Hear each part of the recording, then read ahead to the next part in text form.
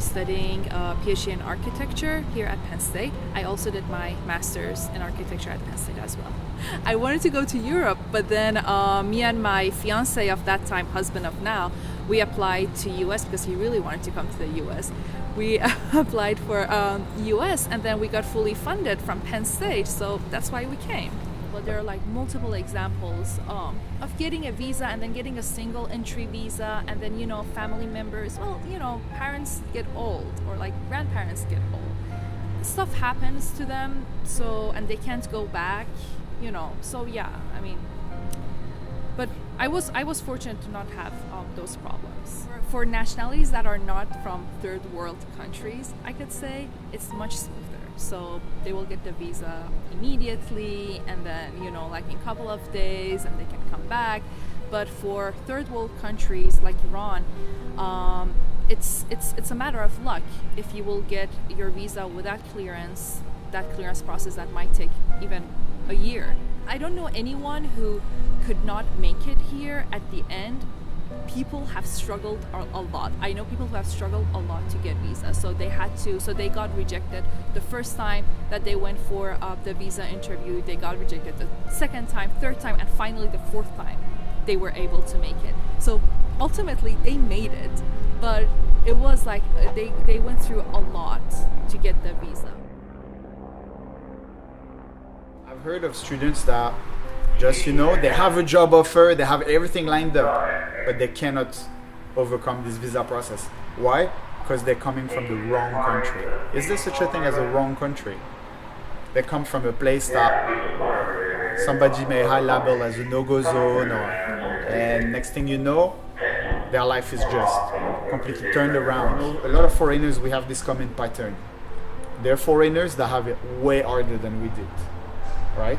Because we're two white males coming from Europe. So for us, it's fairly easy, right? My visa procedure was very simple and yeah, pretty simple. The only challenge was that I had to do this in 3 months, so it was in a hurry. But I have a student visa, so I'm here with a F1. I think that's a common thread that you find with a lot of foreigners that come to the US is that nobody, or I would say very few people maybe can walk into an embassy and be like, oh yeah, totally fine.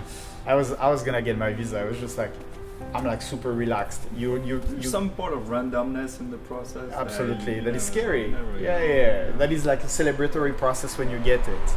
But then you get to the border and it's another game. Like for example, for me, I had run-ins sometimes with immigration, not bad run-ins, but I had a little issue, for example, in my visa process a few years ago, and I left a mark probably in a file somewhere, but that file pops up every time I cross the border and I deal with immigration. And I'd say sometimes it's been better lately, but most of the time I get pulled out of line and taken in a little office and just, you know, time for people to see my situation. And sometimes it can last 10 minutes, 15 minutes, sometimes it can last 8 hours. It's difficult to explain how precious it is for us, this visa, but it's the lifeline. You lose your visa, you lose all of this. So firehouse, studies, opportunity, money, it's your lifeline, literally in the US is a lifeline. Nowadays, for some people, still here is the El Dorado. We all want to make it here, you know? Not all, but a lot of us want to make it here because it's the land of opportunity. You know, the American dream may be dead for US people, but for foreigner, I can guarantee you, it's still alive and well. So, despite whoever political opinion is thrown in the ring, still alive and well. I wanted to go to the US because I wanted to get a chance to play American football for a year as an exchange student. And when I came, I did so in Nebraska. I fell in love with the country, with the Midwest and the country, and it was just so awesome. And so I came back and eventually did my master, and I came here to do something that was related to experiential education and to study abroad, which is what I was doing when I was in Kansas a few years ago. And when I came here, I was looking for something that was a substitution to American football with the same camaraderie and something that was high impact, fast pace, and yeah, eventually I made my way to the firehouse, fell in love with it, but it consumed me so much that it started to have a detrimental effect on my studies. So at the Your professional beginning with the trajectory. training, because you have in-house training and outside training with the academy, I try to balance. It's not easy every month or every week. It depends on the amount of training you have and the amount of workload you have for school. But then you understand how it works and you try to balance and you eventually find a solution that works. How does that work with working for the firehouse? Because it So we're not employed You're here. not employed. It's all volunteer. Yeah. I mean, at least for not for the chiefs and everything, but Yeah. for us, we're just volunteering. That's it. So this is our chief speaking now.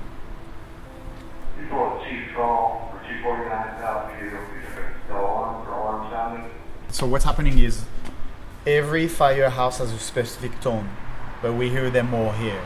So we know what's going on in the county. So what you heard is a tone, so it's county, so dispatch 911 calling one of the station with a certain problem. So somewhere, so you didn't hear any ringing, you just hear the tone. So somewhere in a different firehouse, you heard that same tone and a huge ringing, meaning that they're being dispatched.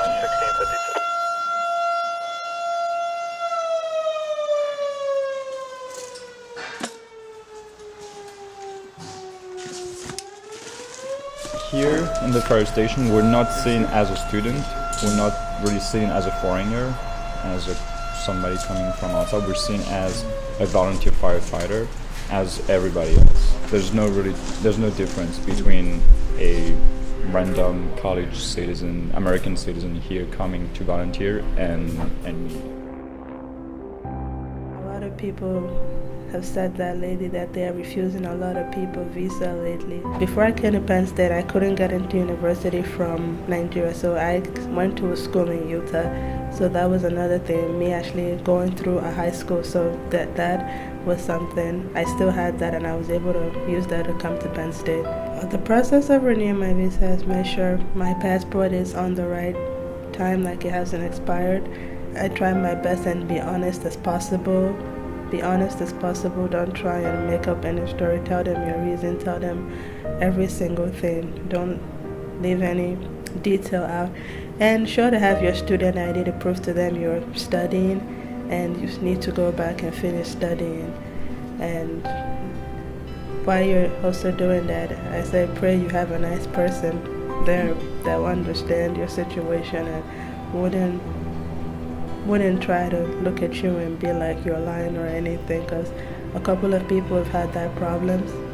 So I'm like, lucky for me, I never had that problem. And lucky for me, my family, they got friends that work there, so that was another help to get it. A lot of people know my uncle. He's like a big man there in Nigeria, so through him a lot of things are sorted out. I want to go back to Nigeria because there's something called NYC in my country that you have to do, and I'm not 100% sure that I might live in the US, but I might also stay in Nigeria, so I have to go back and do that, which is for a year, so that's how long I'll be there. Because without that NYC, you definitely cannot work in Nigeria. Well, NYC is a program set up in Nigeria. It's like you serve, like you wear a uniform, you serve, you look for basic jobs, basic places you fit in, and they can put you anywhere. It's just you serving your community. You're about to enter into the world, you're done with school, so you go do that and show them how prepared you are to actually serve your community. I'm trying to work on getting a citizenship or getting a green card and thinking of that lately. I believe certain nationalities do have a problem with getting visa, because from what I've been hearing from people back home is that with Donald Trump being president, there has been a problem in getting visa, which has been scary for me.